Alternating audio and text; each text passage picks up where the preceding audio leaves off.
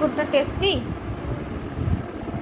তোমার লাগবে না টেস্টি? বাবুল গামের মতো, পুরো বাবুলের মতো খেতে। সকালবেলায় চা খাওয়া হয়ে গেছে আমাদের। আর এই বিস্কুটটা নিয়ে বসেছিলাম, কিন্তু এটা খুলিনি। এখানে আগেকার একটি বিস্কুট ছিল, ওটা খেয়েছি। আর এই যে আমার মেয়ে কিনেছে কালকে ওর জন্যে এই বিস্কুটগুলো, পুরো একদম কি বলে স্ট্রবেরি খেতে না, এটা কেমন বিগ বাবুলের মতো খেতে।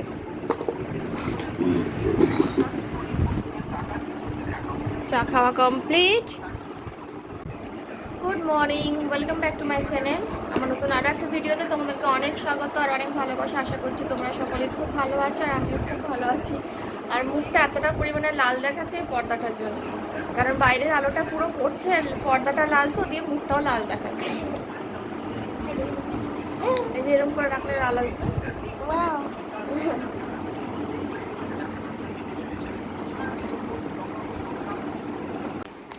তো চা খাওয়ার পর দেখো চলে এসেছি এই ঘরে, বিছানাটা গুছিয়ে দিয়েছি একদম।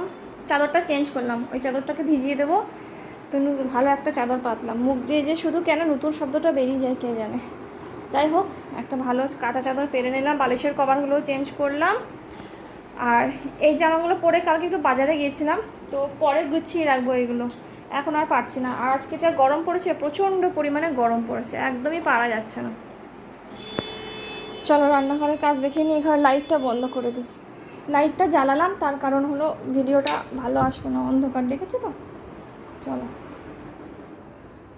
হ্যাঁ এই ঘরটা তো অলমোস্ট গুছানোই আছে, খালি এগুলো জায়গার জিনিস জায়গাটা রাখতে হবে, এই আর কি।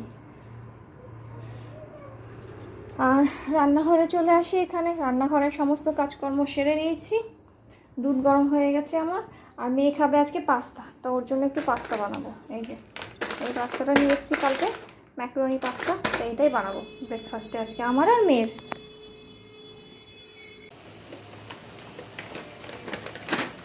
জলও ফুটে গেছে, পাস্তার প্যাকেটটাও কেটে নিয়েছি।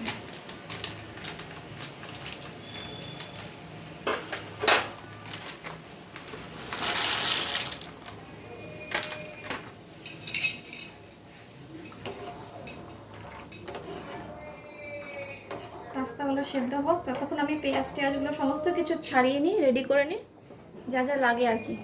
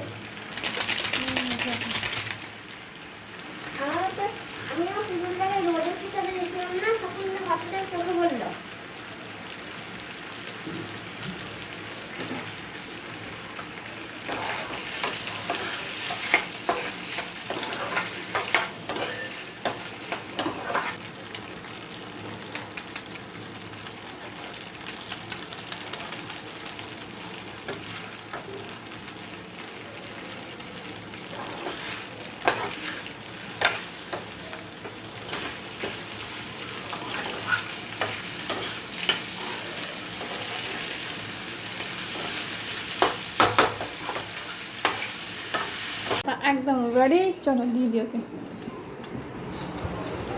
ভাই কই নাও,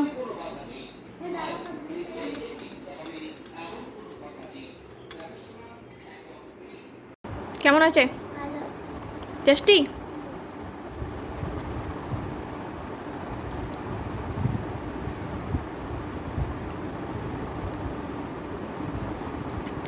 পাস্তা কি তোমার খুব ভালো লাগে খেতে? ঠিক আছে, খাও।